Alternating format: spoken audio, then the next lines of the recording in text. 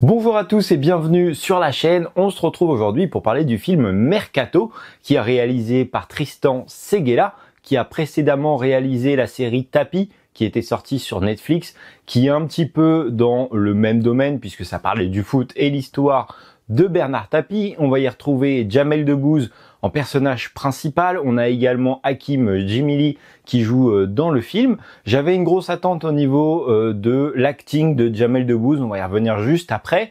C'est une comédie dramatique thriller. Je trouve que ça correspond parfaitement après avoir vu ce film aux codes qui lui ont été attribués, et le film dure quasiment 2 heures. Avant de te faire le petit résumé du film, j'ai oublié de te préciser, mais l'œuvre est sortie le 19 février 2025 et sinon Mercato, ça parle comme son nom l'indique du mercato du football. On va être en immersion dans un milieu qui est peu connu. On va suivre un agent de joueur, Driss, qui est interprété par Jamel Debbouze, qui va se retrouver avec une dette sur les bras et qui va avoir 7 jours avant la fermeture du mercato pour pouvoir survivre, renflouer les caisses, rembourser sa dette, voilà, c'est le mot que je cherchais. Et donc on va le suivre en immersion avec un stress qui est permanent. En tout cas, c'est ce qu'on nous a vendu. Bon, du coup, moi je ressors de cette petite séance et j'avoue que malheureusement, je suis un peu déçu. Alors attention, ce n'est pas un mauvais film, mais si je devais résumer ça assez rapidement,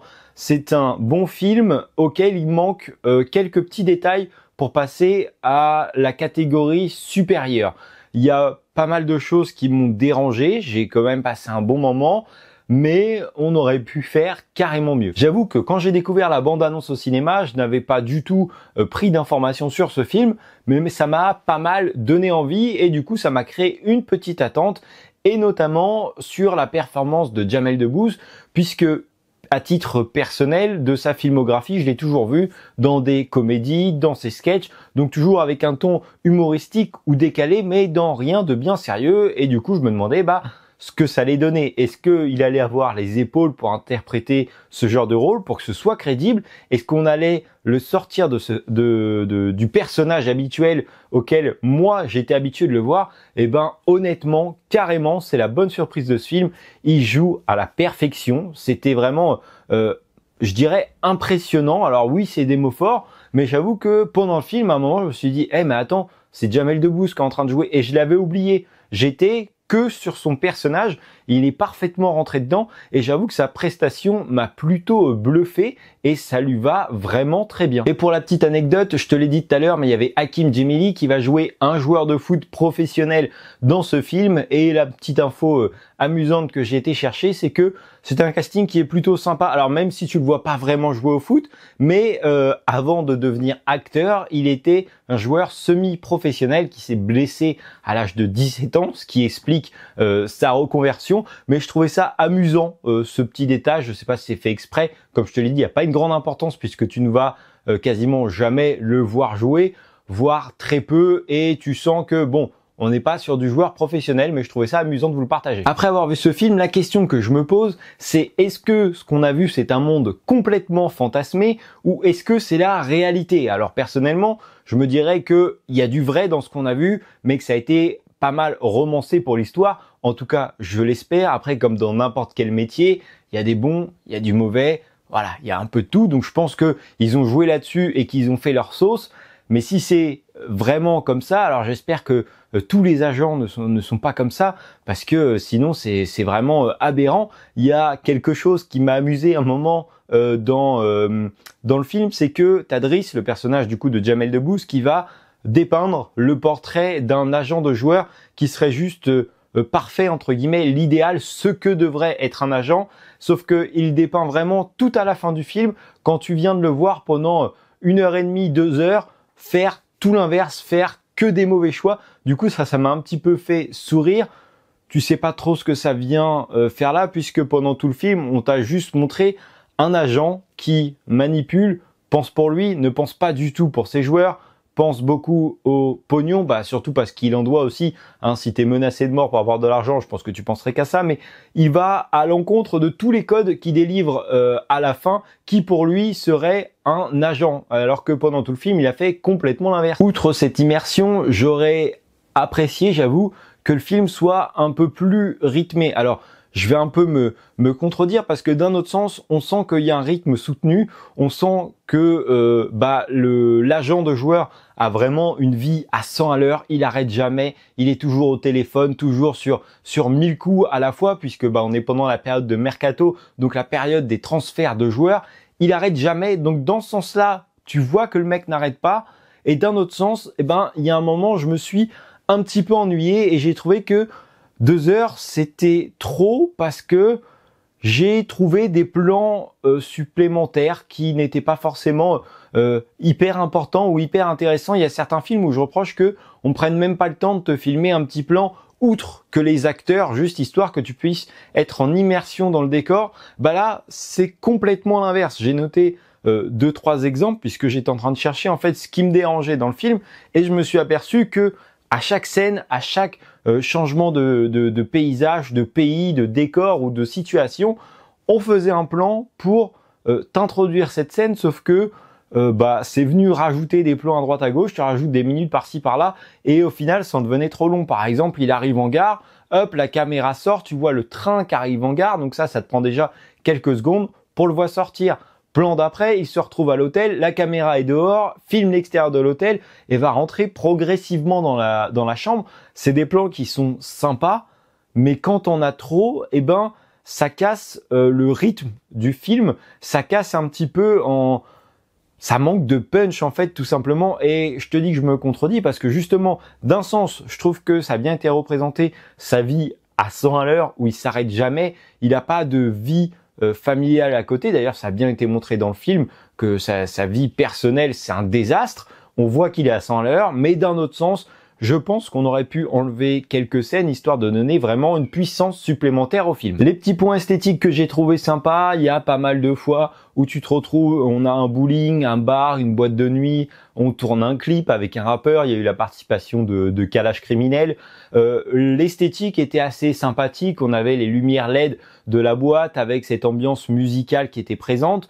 On a également, alors quand tu étais dans la boîte ou par exemple quand on était en train de tourner un clip, on avait des musiques plus modernes, on a eu un peu de rap, etc. Mais sinon, l'ambiance du film, c'est plus, j'ai eu l'impression d'avoir une musique rétro, des fois un peu retravaillée. Et pour parler un petit peu des plans qu'on peut voir, je les trouve pas... Alors, on a des beaux plans, on a des plans qui sont sympathiques, qui sont lambda, qu'on voit dans pas mal de films, mais il y a pas mal de plans que j'ai pas forcément trouvé très esthétique.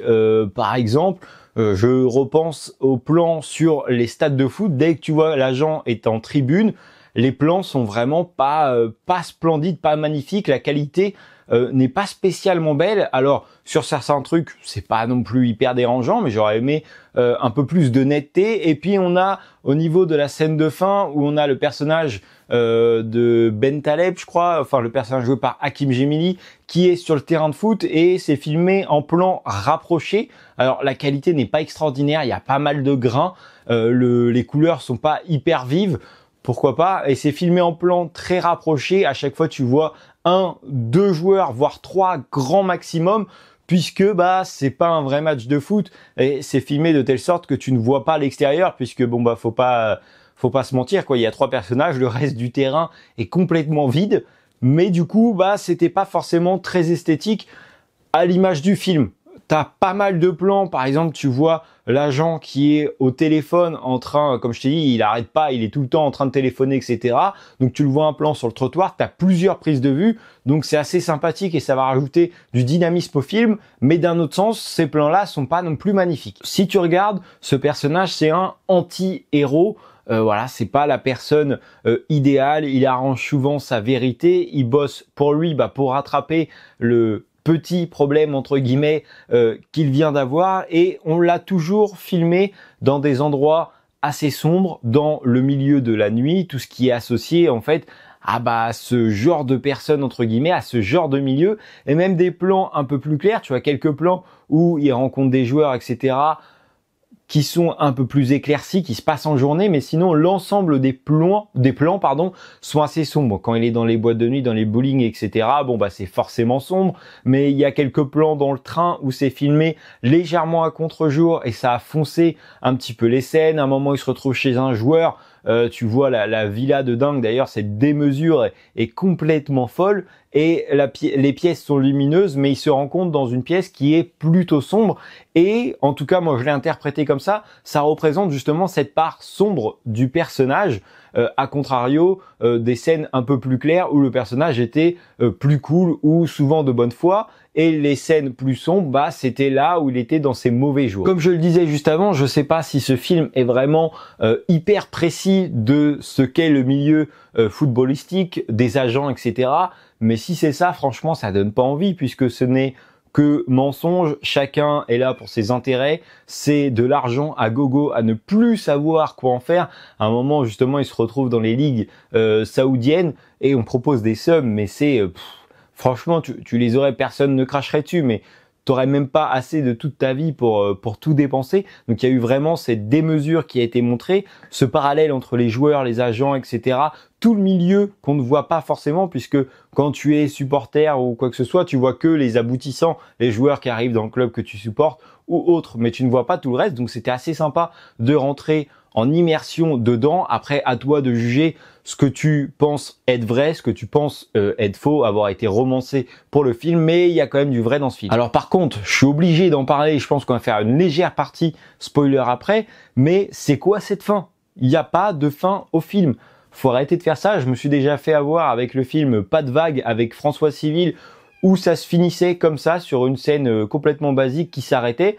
Là, c'est pareil. On te laisse, il y a toute une histoire qui est mise en place avec des aboutissants, on a mis plein de choses et le film s'arrête comme ça. Alors ça fait une fin ouverte, mais un peu trop ouverte pour moi. Tu m'as donné l'eau à la bouche pendant tout le film.